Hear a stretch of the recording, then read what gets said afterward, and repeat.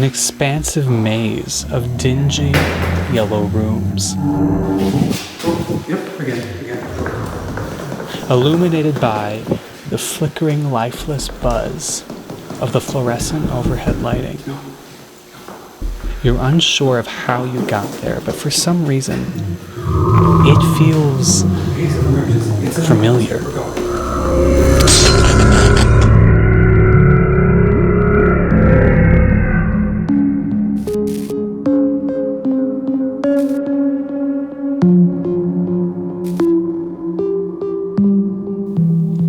Hello, my name is Gar, and I'm a messenger for liminals, fictives, and cryptids, and today we're going to be taking a deep dive into the back rooms. If this is your first time here, make sure you like and subscribe for more spooky. If this is your first time here, make sure you like and subscribe for more spooky content like this. And if you're returning, hi, thanks for coming back. This seemingly infinite maze is located outside the boundaries of your world. And this boundary is more like a permeable membrane that isn't so much outside of, but surrounding, and at times intersecting with your world and others. And you might have experienced some of these intersections. Maybe it was your dog growling at nothing in the middle of the night, your cat's eyes darting around the room chasing something you can't see, the feeling of being chased up the stairs when you turn the basement lights off, are all symptoms of the back rooms. But what exactly are the back rooms? At their simplest, they are just a liminal space, a place of transition between here and next. They are the backstage hallways of the unknown, used to move from one place to another. That is, if you know how. So how would you get to the back rooms? Well, that is a question that has a couple answers. One way, and probably the most common, is accidentally.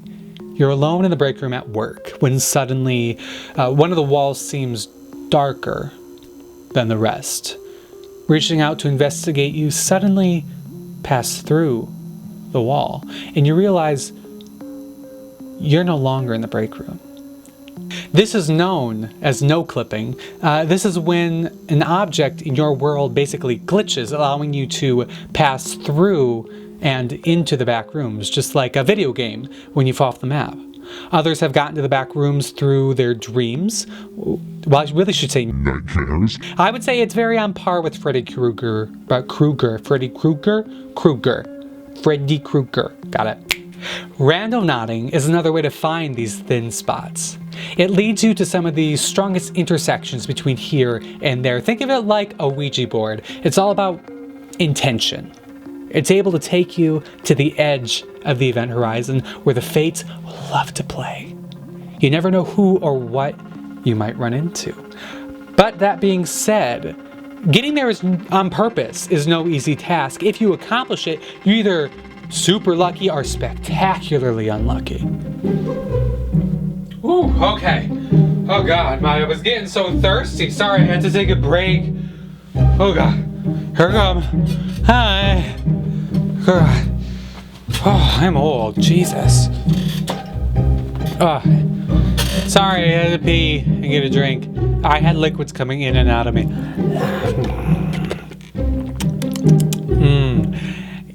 Pepsi. Wait.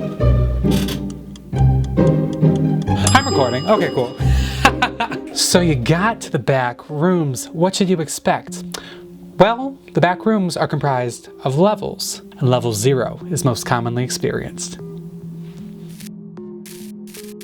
Here you will wander seemingly all on your own through identical yellow room after identical yellow room. The monotony being broken up by the occasional discovery of forgotten office equipment, desks, chairs, coffee makers, no clue as to how they got there or who might have been using them, but their discovery being the only thing to take your attention from the mind-numbing buzz of the lights. And the interesting thing is that on this level, the backrooms almost mold themselves to the individual's idea of monotony, but still keeping their own style and flair. So, points for that. The size of this level isn't exactly known, but it is said to be 600 million square miles, with the possibility of you wandering for days and ending up exactly where you started. And at some point, you will round a familiar corner and realize something is standing there, and that you're not alone.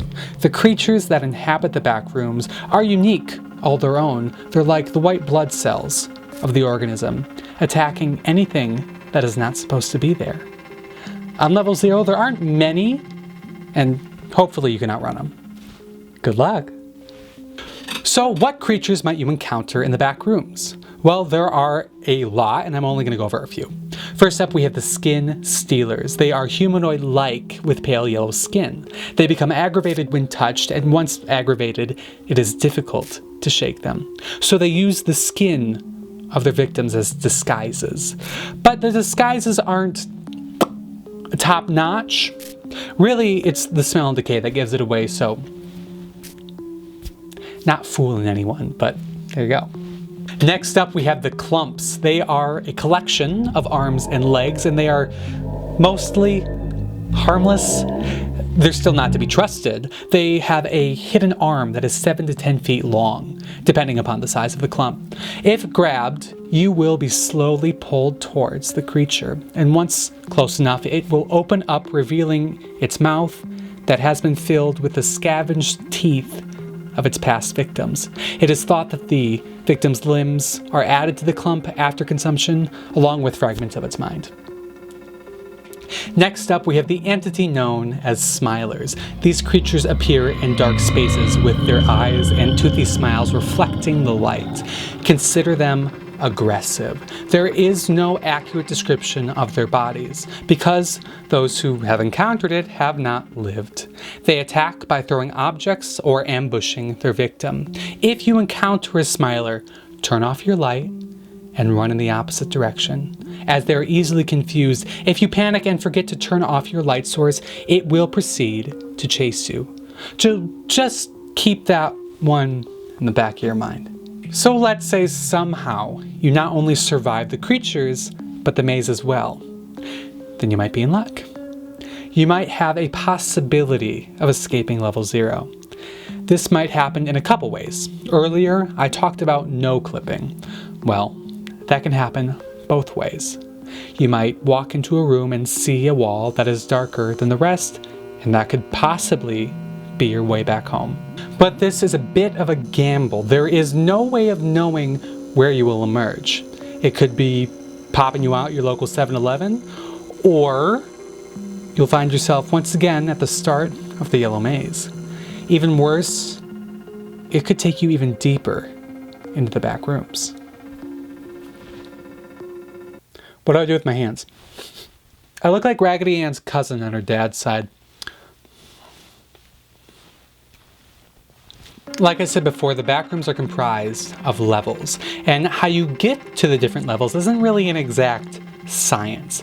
There have been reports of explorers finding staircases, shameless plug, or elevators that will take them to a different level. Others have reported that the lights suddenly just go out, and they're just there sitting in the dark, and slowly the buzz comes back, and it's revealed that they're in a completely new level with a whole new set of challenges. So what could the backrooms be? Were they made by someone? If so, who made them? Are they naturally occurring? If that's the case, how did they happen? Who uses them? Why do they use them? If someone uses them, what are they used for? Let's start with the what. What are the backrooms? Well, personally, I refer to them as liminal space. They are a place of transition, a way to get from point A to point Q quickly, but that is honestly easier said than done. Think of it like this. Do you know how you never see Mickey Mouse taking a smoke break at Disney, or Minnie oil wrestling Goofy? It's because they have a backstage area known as the utilidors. Most guests don't know that they're there or exist, but it allows the cast and characters to talk shit and move around the park quickly and unnoticed by the masses. And the back rooms are just like that, but instead of underpaid, overworked performers, it's liminals, fictives, and cryptids. And sometimes a mailman just trying to make a delivery. Now, were the backrooms made, or did they just happen? Okay, well, that's gonna take a whole nother video, but let's just say yes for right now. So who uses them and what are they used for? Well, a lot of things use them. It's like a big train station with many different stops, but it's like, it's more complicated than a train station and less straightforward, so it's nothing like a train station. Horrible explanation. But obviously none of that is real. It's just fun and games, just a little bit of fun, spooky internet lore for you. But a quick tip, if you ever do find yourself outside of your world, stay calm and make your intention very clear. And try and stay as quiet as possible. Shh. I do hope that you did have fun on this deep dive into the backrooms and the unknown. And let me know if there's anything else that you want me to cover. And I want to know if you've ever experienced the backrooms, and if so, what happened? What level were you on? Did you see anything? But thank you so much for watching. Make sure you like and subscribe for more spooky content. I really appreciate it, and I'll see you guys next time. Bye. I don't know what that was.